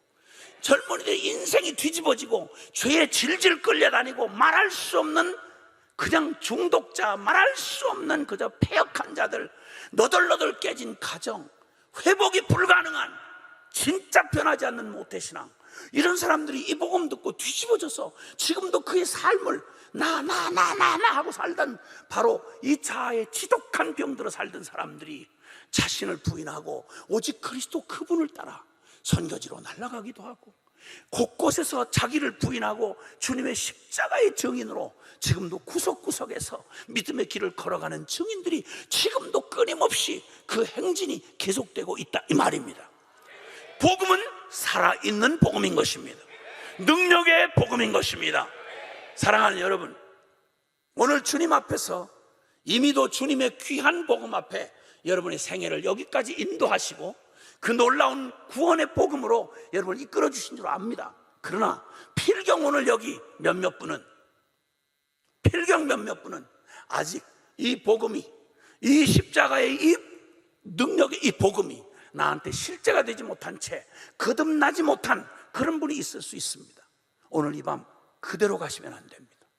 이미들은 복음 앞에 이제 여러분의 생애에 요단강을 건너듯이 여러분의 마음의 강을 건너시는 결단이 이 밤에 있으셔야 합니다. 왜냐하면 내일은 우리의 것이 아니기 때문입니다. 내일은 우리의 것이 아니기 때문입니다. 주님은 어쩌면 이 마지막 밤, 저와 여러분의 생애에 가장 마지막 부딪혀야 할 가장 도전을 어쩌면 우리에게 주고 계신지 모릅니다. 선교지를 다니면서 선교사님들에게 말했습니다. 선교사님들 수련을 하면서 제가 이런 얘기를 했습니다. 사랑하는 선교사님들, 2000년 전 갈보리 언덕에서 우리가 사랑하는 주님이 그 생명을 있는 대로 다 십자가에 깨트려서 우리에게 그 피를 쏟아 생명을 다 부어주신 복음, 그리고 여러분이 한 번밖에 없는 일생을 이 나라 이 민족 구원하려고 일생을 다 바쳐서 여러분의 처자를 데리고 여기까지 와서 희생하신 주님의 희생과 여러분의 희생의 값이 여러분이 지금 양육하고 키운 여기 현지에 바로 이 사람들 중에 제일 믿음 좋다고 하는 사람, 여러분이 키운 제자 중에 그 사람의 영성만큼이면 보상이 되시겠습니까? 이렇게 물었습니다. 예수님이 피값을 치르고 하나님이 하나밖에 없는 아들의 생명을 통째로 내어주시고, 그리고 주의 종들이 생명 쏟아 바쳐서 일생을 바쳐 전한 복음이 만약에 오늘 이 교회에서 제일 믿음 좋은 그 사람의 신앙만큼이면 충분한 보상이 되십니까? 이렇게 물었습니다. 대부분의 경우는 그러면 얼굴을 이렇게 감싸 안고 이렇게 우세요. 여러 가지 일도 했고 사역도 했고 프로젝트도 했고 다 했는데 이 사람인가 싶었는데 나중에 돈 문제 걸리고 그 나중에 어떤 중요한 사건에 걸리면 내가 그런 사람, 제가 말하기를 선교사님 당신이 떠난 그 자리에 영원히 계실 거 아니니까 떠난 그 자리에 선교사님 이상도 말고 이하도 말고 선교사님과 같은 영성으로 다른 돈 때문도 아니고 다른 명예 때문도 아니고 다른 어떤 이유가 아니라 선교사님이 그러했듯이 선교사님과 같은 영성으로 다른 어떤 조건 없이 복음 때문에 그 자리, 당신의 자리를 지켜줄 그런 제자는 몇 명이나 세우셨습니까? 이렇게 도전을 하면 대부분의 경우 안타까워서 얼굴 감싸 안고 우세요. 왜냐하면 마음 아픈 일들이 꽤 있거든요. 이만큼 키워서 믿을만 하면 결국 가보면 그 지독한 인간적인 저걸 키우려고 내가 이 짓 했나? 이런 생각이 들 만큼. 여러분, 만약 교회에서 우리가 원하는 주님이 그토록 핏값 주고 사신 이 복음으로 세운 교회 안에서 여러분 각 사람이 주님의 아까 우리가 목표에서 보았듯이 그리스도 안에 완전한 자, 예수 그리스도를 따르는 주님의 제자, 예수 그리스도의 형상으로 주님이 세우시는 각 사람을 세우시는 하나님의 그 꿈이 이루어지기까지 주님은 절대 만족하지 않으십니다. 끝까지 주님은 그 일을 이루실 것입니다. 오늘 이 밤은 그 주님의 그 부르심의 첫 번째 조건, 너 거듭나지 않고는 너의 눈물겨운 최선이나 너의 옛사람으로는 안 된다. 너 거듭나야 하리라 라고 말씀하시는 이 거룩한 도전 앞에 여러분 이미 주님 앞에서 이미 거듭난 새 생명을 가지고 내가 아니요 내 안에 그리스도가 사시는 이 놀라운 고백 가운데 믿음으로 살아가시는 많은 분들이 계실 줄 알고, 그러나 그분들에게 다시 한번 이 밤에 도전합니다. 여러분에게 이루신 이 놀라운 주님의 복음이 우리는 진정한 거듭난 새 생명을 주셨다면 우리는 베드로의 고백, 이거 우리 안에 실제가 되어지는 일을 성령께서 우리 안에 확실하게 해주시는데, 첫 번째, 그 예수님은 나의 주님이시고 할렐루야, 나의 구원자이시고, 그리고 그는 살아계신 하나님이십니다. 분명 거듭났다면 우리 안에 그 변화의 가장 중요한 포인트가 있어지는데, 그건 바로 뭐냐면 여러분의 인생의 주인이 정말 바뀌었다는 것으로 우리는 확인할 수 있습니다. 나무는 열매를 보아한다고 여러분 진정으로 주님 앞에 거듭난 주님의 새 생명을 가졌다면 그 내용이 나 죽고 내 안에 그리스도 사신다는 걸 믿는 믿음이기에 제일 먼저 두드러지게 나타나는 증거가 바로 뭐냐면 내 인생의 주인이 바뀌었느냐 이 말입니다. 누가복음 9장 23절에 보면, 죄송하지만 따라합시다. 아무든지 나를 따라오려거든 자기를 부인하고 날마다 제 십자가를 지고 나를 따를 것이니라. 아멘. 두 주인은 있을 수가 없어요. 자기를 부인하고 날마다 십자가를 지고 오라. 자기 십자가를 지고 온다. 여러분, 십자가 지고 간다는 말은 옛날 십자가 처형을 앞에서 두고 하는 말이에요. 십자가에 못 박힐 사람에게 자기가 못 박힐 십자가를 자기에게 지워요. 그러니까 이미 판결을 받고 십자가에 못 박히러 가는 그 길에 이미 십자가를 진 내가 죽은 십자가예요. 자기를 부인하고 날마다 나 죽은 십자가를 지지 않고는 그 믿음 아니고는 결코 너희가 내 제자가 될 수 없다라고 말해요. 여러분, 이 땅을 디디고 살면서 하늘 백성으로 살아가는 사람들, 죄 가운데 익숙했던 육체 안에 거하면서 하나님의 거룩한 진리를 따라 살아가는 이 삶은 본성을 거스려서 물살을 거슬러서 사는 것과 똑같아요. 그러니까 좁은 길이에요. 그러니까 물길을 거슬러 가는 것 같은 거예요. 이건 절대 육체의 힘으로는 못 살아요. 신앙생활 우리의 힘으로는 못해요. 이것은 오직 살아계신 주님의 힘으로만 가능한 것입니다. 그러니까 날마다 믿음에서 믿음인 거예요. 아멘. 나 죽고 내 안에 그리스도를 믿는 믿음으로 나는 구원받았을 뿐만 아니라 그 믿음에서 믿음으로 살아가는 삶, 이게 바로 우리의 성도의 삶이며 믿음의 삶인 것입니다. 아멘. 여러분, 언제 주인이 바뀌셨나요? 내 삶의 주인. 여러분, 앞으로 일생을 나아가는 여러분의 비전을 생각할 때 내 일생을 결정하는 가장 중요한 결정의 순간에 누가 주인이든가요? 난가요? 주님인가요?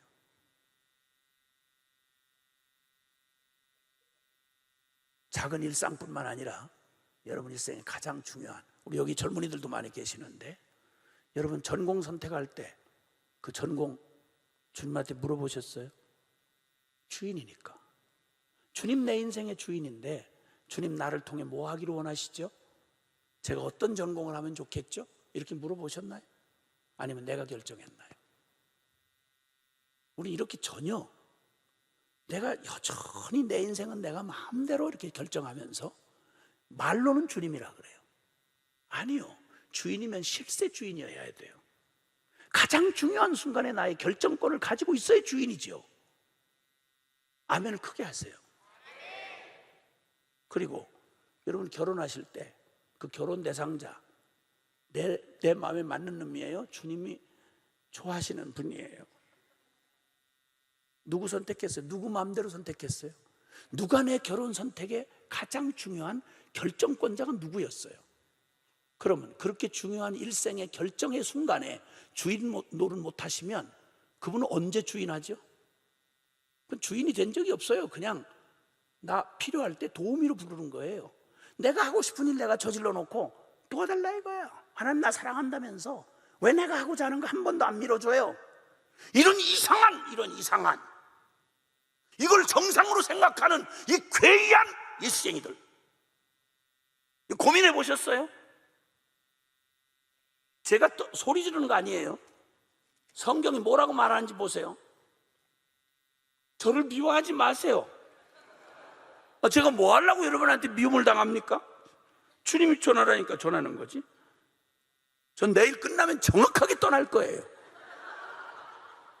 로마서 14장 그냥 듣기만 하세요. 듣기만 하세요. 로마서 14장 7절 이하에 우리 중에 누구든지 자기를 위하여 사는 자가 없고 자기를 위하여 죽는 자도 없도다. 우리 중에 누구도. 우리가 살아도 주를 위하여 살고 죽어도 주를 위하여 죽나니 그러므로 사나 죽으나 우리가 주의 것이로다.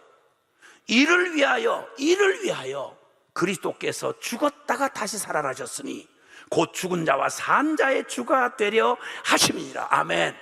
아멘. 예수 믿었다, 거듭났다 그러면, 적어도 성도라고 말하면 바로 이런 농도로 변화를 받은 사람이에요. 주인이 바뀐 걸 말하는 거예요. 우리 중 누구도, 특별히 선교사님 된 분한테 얘기하는 게 아니고 우리 중에 누구도 자기를 위해 사는 자가 없고 거듭났다고 말하면, 십자가를 온전히 믿고 부활 새 생명을 얻은 사람이라면 누구든지 자기를 위해 사는 자가 없고 자기를 위해 죽는 자도 없다. 살아도 주를 위해 살고 죽어도 주를 위해 죽나니 그러므로 사나 죽으나 우리가 주의 것이로라. 아멘. 아멘. 이것 때문에 이 일을 위하여 그리스도께서 죽었다가 다시 살아나셨으니 곧 죽은 자와 산 자의 주가 되려 하심이니라. 할렐루야. 거듭난 사람의 가장 분명한 중심의 변화는 주인이 바뀌는 거예요. 주권을 넘겨드려요. 어떤 분은 거듭났으면서도 이 사실을 잘 모른 채 잘 모른 채 그렇게 복음을 위해서 또 내가 여전히 주인이 된 채 내가 주님을 위해 살아드린다고 애쓰다가 실패를 경험하는 사람들이 많아요. 그러나 기억하세요. 오늘 주님께서 우리에게 주신 바, 주님이 우리에게 진짜 주인이 되시면, 인생 주인이 되시면 내 염려 근심을 내가 왜 해요? 내 힘으로 사는 게 아닌데 어차피 주님과 함께 죽었고 주님에게 넘겨진 삶이면, 내가 아니고 주님이 사시면 그분을 믿고 이제 기뻐하며 주님이 내 안에 사시는 걸 기뻐하고 즐거워 따라가는 믿음의 길밖에 없는 거예요. 할렐루야. 그러니까 주님과 함께 동행하는 길이 기쁜 거예요. 그러니까 이 불가능한 세상 한복판에서 거룩한 성도의 삶을 살아가는 거예요. 그러니까 이 진리의 말씀을 주저없이, 나로서는 불가능해요 원래가. 그런데 이 말씀을 따지고 자시고 할 것 없이, 할 수 있냐 없냐를 물을 것도 없어요. 주님 말씀하시면 아멘하고, 강단이든 어떤 경우를 통해서든 주님 말씀이 선포되고 이렇게 돼야 한다 하고 말씀하시면 그 말씀 진리가 결론이 돼요. 그냥 순종하는 거예요. 그러면 내 안에 계신 그리스도께서 그 일을 능히 이루시는 기적을 매 순간마다, 순종할 때마다 그 기적을 경험한다 이 말입니다. 그러니까 증인이 되는 거예요. 그래서 주님 내 안에 살아계시고, 이야 주님의 진리는 실제구나 라고 증언하니 다른 사람들이 옆에서 보다가, 이야 저 인간 저거 가지고는 안 될 건데, 희한하게도 저건 했다 하면 우리하고 똑같은 죄인이었는데 어떻게 저렇게 승리하나, 저 분명히 지가 믿는다고 하는 하나님이 안 보이지만 정말인가 보다, 이렇게 해서 우리의 삶을 보고 우리의 증언을 보고 그들의 영혼의 소망이 생겨 우리의 복음을 알고 싶어 찾아 나오게 하는 복음의 빛된 증인이 되어야 된다 이 말입니다. 할렐루야.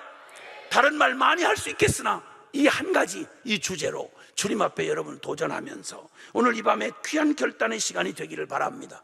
성령께서 여러분 영혼 안에 이미 말씀을 듣는 가운데 깨닫게 하시고 책망하시고 그리고 결단하게 하시는 주님의 은혜와 감동이 이미 임하고 있는 걸 압니다. 이제 여러분의 반응이 필요합니다. 결단하셔야 합니다. 믿음은 결단의 연속입니다. 아멘. 지금까지 내가 솔직한 말로, 큰 대의적인 말로, 교리적인 입장에 섰을 때는 주님이라고 말을 하면서도 솔직히 말씀 들으면서 저는 실제 주인이 저였군요 라고 하는 사실을 깨닫게 하시거들랑, 주님 앞에 지금 이 진리 앞에 결단하시면서 이제 주님, 내가 이제 나의 삶의 모든 주권을 원래대로 진리대로 나의 주권을 넘겨드립니다.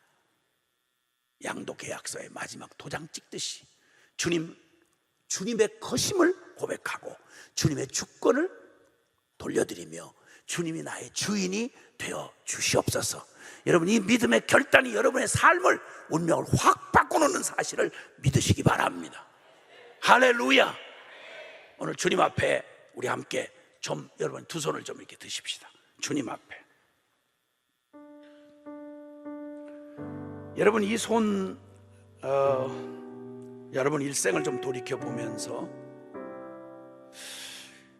내가 그냥 꽉 내 의지로 무언가를 잔뜩 염려하고 그저 욕심을 부리고 내 의지로, 심지어는 주의 일을 한다고 하면서도 내 힘과 내 노력과 내 의지로 그냥 내 손에 잔뜩 무언가를 쥔 채로 애쓰며 수고한 그 손 아닙니까? 이거 좀 빈손만 좀 들으셨으면 좋겠어요. 손에 잔뜩 거머쥐었던 거 내려놓고, 이거 놓치면 죽는 줄 알고 불안했던 거 내려놓고 제발, 그리고 두 손을 항복하듯이 주님 앞에 두 손을 좀 드십시다. 주님 항복합니다. 내 거, 내 인생, 내 것인 양 내가 꽉 움켜쥐고 애쓰고 눈물겹게 살아왔던 거 주님 회개하고, 주님 이제 항복하고 주님께 전폭으로 나를 넘깁니다. 주님 맡깁니다. 주님 나의 주인이 되어 주시옵소서. 나의 모든 영혼 육을 다 주님께서 주인이 되시고, 핏값 주고 사신 내 인생 완전히 주인이 되시고, 나와 내 가정과 그리고 나의 사역과 나의 모든, 내게 있는 모든 것들 주님이 온전히 주님의 것으로 취하여 주시옵소서. 내가 주인 삼고 내가 사랑했던 것, 이거 주님 앞에 이 불신앙과 이 불안한 이 나의 삶을 내려놓고 주님 앞에 항복하며 주님 앞에 기도할 때 여러분의 마음의 강을 건너셔야 합니다. 결단하셔야 합니다. 주님 회개하셔야 합니다. 그리고 주님 앞에 돌려드리고 주님이 나의 주인이심을 만천하에 외치며 그 생명의 고백으로 살아가는 오늘 이 밤이 되기 위하여 우리 주여 간절히 3번 부르고 결단하며 함께 기도하겠습니다.